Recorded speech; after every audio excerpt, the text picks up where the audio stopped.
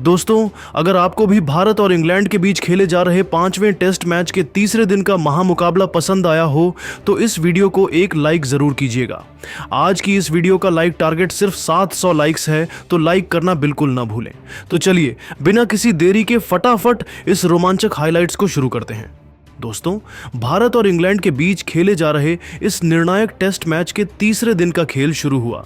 दूसरे दिन के अंत तक भारतीय टीम ने 75 रन बना लिए थे और अब उनकी कोशिश थी कि इस बढ़त को और मजबूत किया जाए।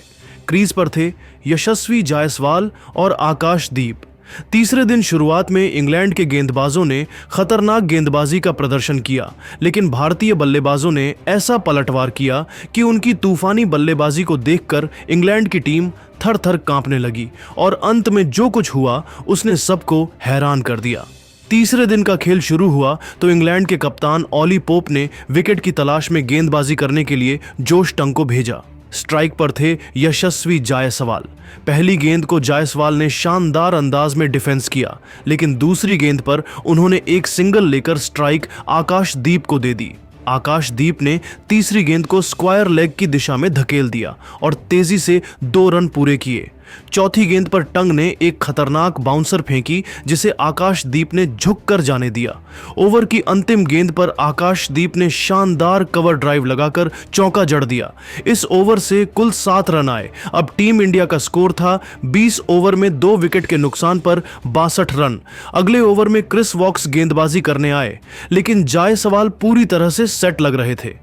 उन्होंने वोक्स की शुरुआती 3 गेंदों पर कोई रन नहीं बनाया, लेकिन चौथी गेंद पर डीप मिड विकेट के ऊपर से एक शानदार छक्का जड़ दिया।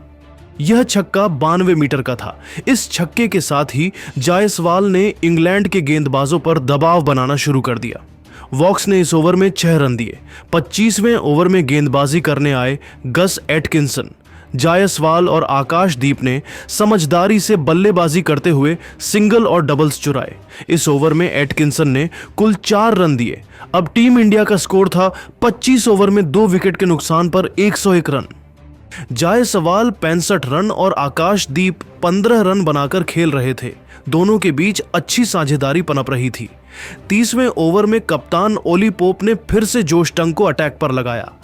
टंग ने इस बार शानदार गेंदबाजी करते हुए जायसवाल को परेशान किया, लेकिन जायसवाल ने उनकी तीसरी गेंद को फ्लिक करके 4 रन बटोरे। चौथी गेंद पर जायसवाल ने एक और सिंगल लेकर स्ट्राइक आकाशदीप को दे दी। आकाशदीप ने ओवर की अंतिम 2 गेंदों पर कोई रन नहीं बनाया। 30 ओवर के बाद टीम इंडिया का स्कोर 2 विकेट पर 119 रन था। 35वें ओवर में इंग्लैंड की तरफ से गेंदबाजी करने आए जेमी ओवर्टन। इस ओवर में आकाशदीप ने एक और शानदार चौका जड़कर अपनी बल्लेबाजी का दम दिखाया, लेकिन ओवर की 5वीं गेंद पर ओवर्टन ने शानदार गेंदबाजी करते हुए आकाशदीप को एलबीडब्ल्यू आउट कर दिया। आकाशदीप 28 रन बनाकर वापस पवेलियन लौटे। टीम इंडिया को तीसरा झटका लगा। अब टीम इंडिया का स्कोर 35 ओवर में 3 विकेट के नुकसान पर 138 रन था। आकाशदीप का विकेट गिरने के बाद कप्तान शुभमन गिल बल्लेबाजी करने के लिए आए। उनके सामने थे यशस्वी जायसवाल, जो एक छोर पर मजबूती से टिके हुए थे। गिल ने ओवर्टन की अंतिम गेंद पर कोई रन नहीं बनाया। 36वें ओवर में गेंदबाजी करने आए जो रूट। जायसवाल ने रूट का स्वागत एक सिंगल के साथ किया और स्ट्राइक गिल को दे दी। गिल ने रूट की दूसरी गेंद पर शानदार कवर ड्राइव लगाकर अपना खाता खोला। यह एक शानदार चौका था। गिल ने तीसरी और चौथी गेंद पर भी सिंगल और डबल लेकर दबाव कम किया। ओवर की अंतिम गेंद पर गिल ने एक और चौका लगाया। इस ओवर से कुल 11 रन आए। 38वें ओवर में इंग्लैंड की तरफ से गेंदबाजी करने के लिए आए जेकब बेथेल की गेंदबाजी पर जायसवाल ने लगातार 3 चौके लगाए। पहली गेंद को डीप एक्स्ट्रा कवर की दिशा में मारा, दूसरी को लॉन्ग ऑन की दिशा में और तीसरी गेंद को स्क्वायर लेग के ऊपर से। इन 3 चौकों के साथ ही जायसवाल ने अपना शतक पूरा कर लिया। यह उनके टेस्ट करियर का 6वां शानदार शतक था। जायसवाल ने बल्ले को हवा में लहराकर इस पल का जश्न मनाया। उनके इस शतक से भारतीय ड्रेसिंग रूम में खुशी की लहर दौड़ गई। 40वें ओवर में गेंदबाजी करने आए क्रिस वॉक्स। जायसवाल ने वॉक्स की पहली 2 गेंदों पर 2 सिंगल लेकर गिल को स्ट्राइक दे दी।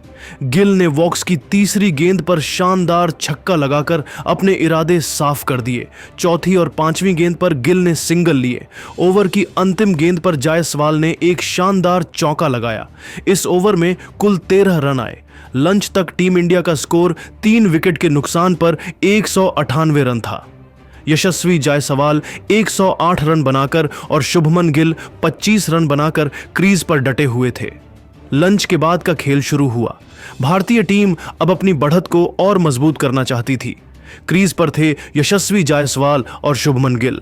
दोनों बल्लेबाज पूरी तरह से सेट हो चुके थे। इंग्लैंड के कप्तान ऑली पोप ने फिर से जो रूट को गेंदबाजी के लिए लगाया, लेकिन इस बार गिल ने रूट की जमकर धुनाई की। गिल ने पहली गेंद को मिड विकेट के ऊपर से शानदार छक्के में तब्दील कर दिया। दूसरी गेंद पर उन्होंने एक और छक्का लगाया। तीसरी और चौथी गेंद पर गिल ने सिंगल ली। ओवर की अंतिम गेंद पर जायसवाल ने भी एक चौका जड़ दिया।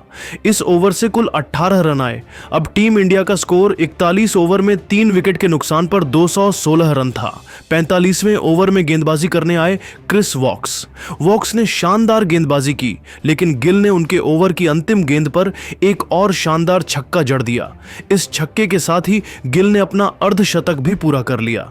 गिल ने सिर्फ 35 गेंदों में यह अर्धशतक पूरा किया, जिसमें 4 चौके और 3 छक्के शामिल थे। गिल के इस अर्धशतक ने इंग्लैंड के गेंदबाजों को बैकफुट पर धकेल दिया। 45 ओवर के बाद टीम इंडिया का स्कोर 3 विकेट पर 245 रन था। 50वें ओवर में गेंदबाजी करने आए जेकब बेथेल। गिल और जायसवाल के बीच साझेदारी 100 रनों की हो चुकी थी। बेथेल के इस ओवर में जायसवाल ने एक चौका और एक छक्का लगाया। जायसवाल अब तेजी से अपने दोहरे शतक की ओर बढ़ रहे थे। 50 ओवर के बाद टीम इंडिया का स्कोर 3 विकेट के नुकसान पर 291 रन था। 55वें ओवर में इंग्लैंड के कप्तान ऑली पोप ने जोश टंग को गेंदबाजी के लिए बुलाया।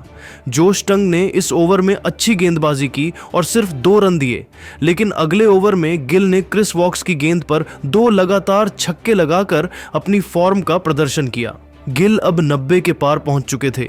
60वें ओवर में जो रूट गेंदबाजी करने आए, गिल ने उनकी पहली गेंद पर एक सिंगल लिया और जायसवाल को स्ट्राइक दे दी। जायसवाल ने अगली 2 गेंदों पर 2 सिंगल लिए। चौथी गेंद पर गिल ने एक और सिंगल लेकर स्ट्राइक अपने पास रखी। गिल ने 5वीं गेंद पर शानदार चौका लगाया और अपने शतक के करीब पहुंच गए। ओवर की अंतिम गेंद पर गिल ने मिड विकेट के ऊपर से एक शानदार छक्का लगाकर अपना शतक पूरा कर लिया। गिल ने तूफानी शतक ठोक दिया, जिसमें 8 चौके और 5 छक्के शामिल थे। गिल का शतक पूरा होने पर भारतीय ड्रेसिंग रूम में तालियों की गड़गड़ाहट गूंज उठी। 60 ओवर के बाद टीम इंडिया का स्कोर 3 विकेट के नुकसान पर 354 रन था। 65वें ओवर में गेंदबाजी करने आए जेकब बेथेल। गिल और जायसवाल के बीच अब 200 से ज्यादा रनों की साझेदारी हो चुकी थी। गिल ने बेथेल की गेंद पर शानदार बल्लेबाजी करते हुए एक छक्का और एक चौका लगाया। इस ओवर में कुल 14 रन आए। अब टीम इंडिया का स्कोर 65 ओवर में 3 विकेट के नुकसान पर 398 रन था। 70वें ओवर में इंग्लैंड की तरफ से गेंदबाजी करने आए क्रिस वॉक्स।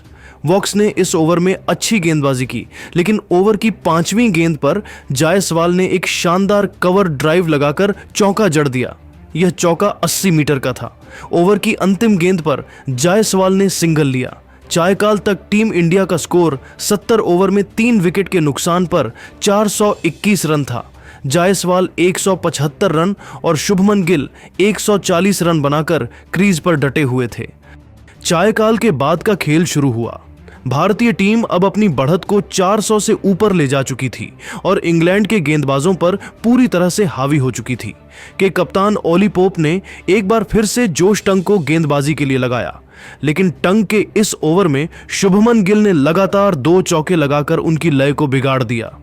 गिल अब तेजी से अपने 150 रनों की ओर बढ़ रहे थे। 75वें ओवर में गेंदबाजी करने आए गस एटकिंसन।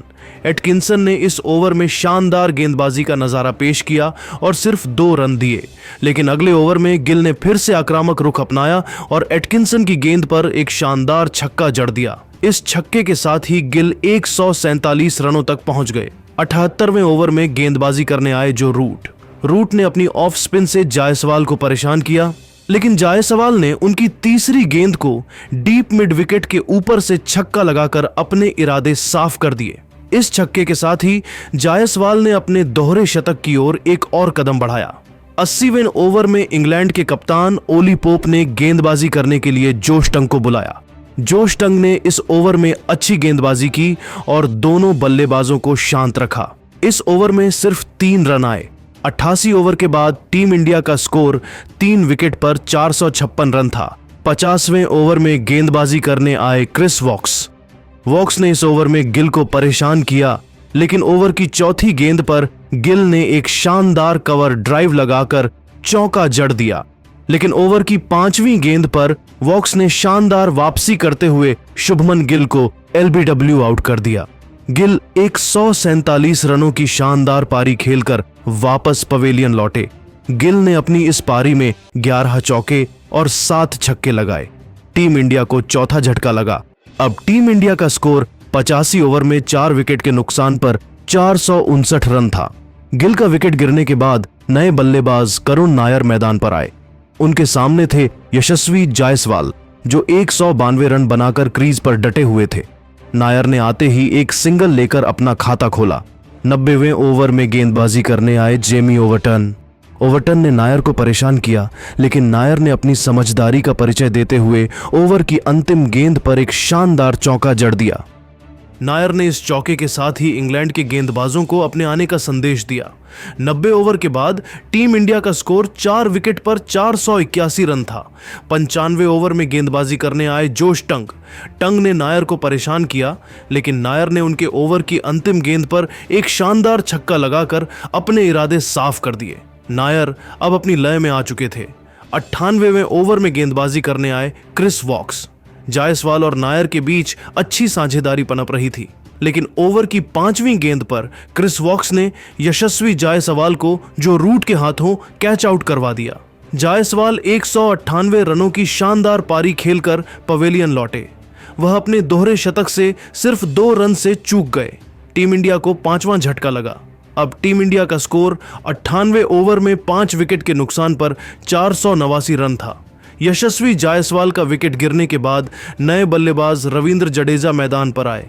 उनके सामने थे करुण नायर, जो 15 रन बनाकर खेल रहे थे। 99वें ओवर में गेंदबाजी करने आए जेकब बेथेल की गेंद पर नायर ने 2 लगातार चौके लगाए। नायर अब अपनी फॉर्म में आ चुके थे। 99वें ओवर के बाद टीम इंडिया का स्कोर 5 विकेट पर 497 रन था।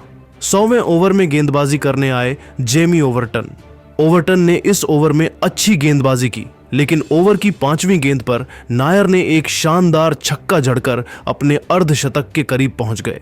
ओवर की अंतिम गेंद पर नायर ने एक सिंगल लिया। दिन का खेल खत्म होने तक टीम इंडिया का स्कोर 100 ओवर में 5 विकेट के नुकसान पर 510 रन था। करुण नायर 27 रन बनाकर और रविंद्र जडेजा 5 रन बनाकर क्रीज पर डटे हुए थे। लेकिन दोस्तों, अब आपको क्या लगता है, क्या टीम इंडिया 5वें टेस्ट मैच को जीतकर सीरीज ड्रॉ कराएगी या फिर नहीं? आप खुद नीचे कमेंट करके बताइए और ऐसी ही नई वीडियो के लिए हमारे चैनल को जरूर सब्सक्राइब करिए। धन्यवाद।